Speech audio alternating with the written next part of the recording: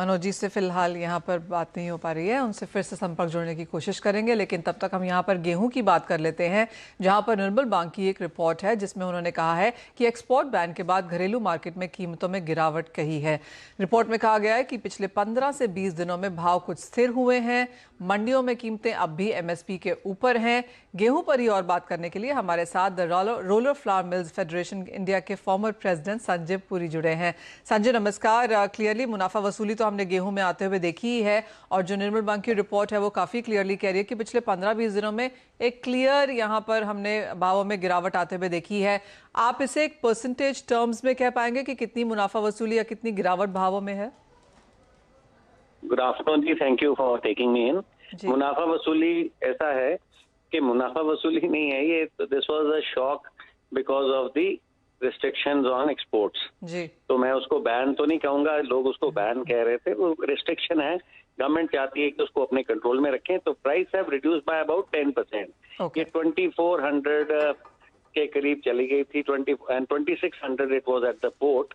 तो तकरीबन वहां से अब 200 रुपए की, 225 रुपए की गिरावट आई है। वीट की अवेलेबिलिटी भी इंप्रूव होनी थी। नेचुरली अगर एक्सपोर्ट्स की तरफ माल नहीं जा रहा तो अवेलेबिलिटी उससे मार्केट में इस वक्त वीट की अवेलेबिलिटी है। बट आप इसको ये ऐसे भी समझें कि सारी की सारी जो वीट है इस साल गवर्नमेंट की तो प्रोक्योरमेंट काफी कम हुई है, half of what they were expecting, half of what that was the last year.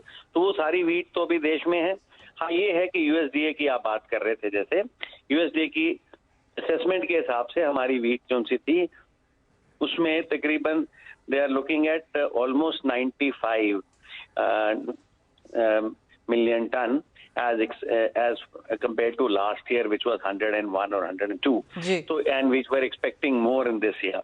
तो वहाँ पे, और there are people they say traders are were talking about 90 also. तो इसके लिए टोटल वीट तो काफी कम हुई है प्रोडक्शन, और साथ में एक्सपोर्ट जो सी थी वो 3-4 मिलियन टन ही शायद हो चुकी, 2-3 तक की एक्सपेक्टेशन है जी जो ये एक्सपोर्ट हुई है।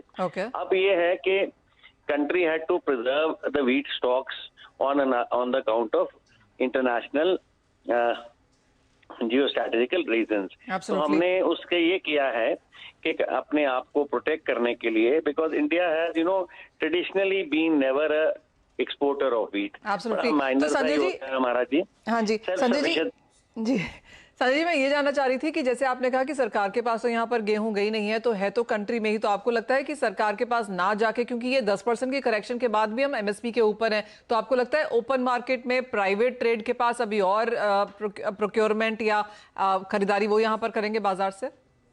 ऐसा है, एक तो MSP वाली बात जो सी है ना, उसका कोई रेलेवेंस इस वक्त नहीं है। इसके लिए कि गवर्नमेंट की जो परचेज होती है वो पीरियड रिस्ट्रिक्ट उसी टाइम पे होती है जब इनका प्रोक्योरमेंट सीजन है वो खत्म हो चुका है जी। तो अभी जो सी प्राइस जो वीट है वो सारी बिक चुकी है। वो फार्मर ने जितनी अपने लिए रखनी थी या जो बाद में वो रख सकता था सपोर्ट के लिए, उतनी ही रखी है उसने, और बाकी ट्रेड के पास है। अब ये एक चीज जो सी है, इससे आप अगर मेरे से पूछ रहे हैं कि आगे क्या होना है, obviously that is your question कि अगर ट्रेड के पास सारी वीट है वो आएगी आस्ता आस्ता करके, यही यहाँ पे ना, दिस इज द असेसमेंट कि market, how the market will play. The market will not play to the tune that we expect, market will play as per its own understanding. अभी 2 महीने की तो जो है, क्योंकि अभी सारा जब एक्सपोर्ट की रिस्ट्रिक्शन हुई तो वो सारा आ गई ना मार्केट में वीट, सो देयरफॉर अभी तो 2 महीने कुछ नहीं होने वाला, बट 2 महीने के बाद अगस्त के करीब थोड़ी डिमांड निकलनी भी शुरू होती है। इस वक्त थोड़ा सा ना डिमांड स्लम्प भी होता है, एंड जैसे भी हो जाए अक्टूबर नवंबर तक जाके सारी वीट जितनी मार्केट में होती है वो सब निकल जाएगी, और आप इस साल you will see very very interesting spikes. It will be something you will not be able to predict. The reason is कि there is no OMSSD wheat. OMSSD is when open market sale scheme, FCI अपनी intervention करता है और पूरे साल के लिए वो अपनी पॉलिसी पहले से डिक्लेयर कर देते हैं कि इस महीने में हमने इतने में बेचनी है, 3 महीने के बाद हमारा 250 रुपए बढ़ेगा या 25 रुपए बढ़ेगा। वो एक बड़ा एक स्टेबलाइजिंग एक ट्रेंड होता है, that is missing, and because of that demand और सप्लाई के बेसिस पे वीट की यू विल सी स्पाइक्स। एक ही मिनट में जो वीट है वो 5% भी बढ़ सकती है, एक ही मिनट का मतलब है 2-4 दिन में ही बढ़ सकती है, और वो कम भी हो सकती है। फिलहाल अभी उसका बहुत ज्यादा फ्लक्चुएशन नहीं दिख रही, क्योंकि इस वक्त डिमांड भी थोड़ी सबड्यूड है जी। और मार्केट में माल भी ताजा ताजा आया है जी, इसकी वजह से। फेयर पॉइंट संजय जी, बहुत शुक्रिया साथ जोड़ने के लिए। तो आपने काफी डिटेल में वो बताया एंड क्लियरली, जैसे आपने कहा कि प्राइवेट प्रोक्योरमेंट यहाँ पे अच्छी खासी है, सरकार की तो आधी भी नहीं हो पाई, और आगे जाके अगर ओएमएसएस स्कीम भी नहीं आती है तो बाजार कैसे इस सब चीजों को रिएक्ट करेगा, ये इस साल में देखना काफी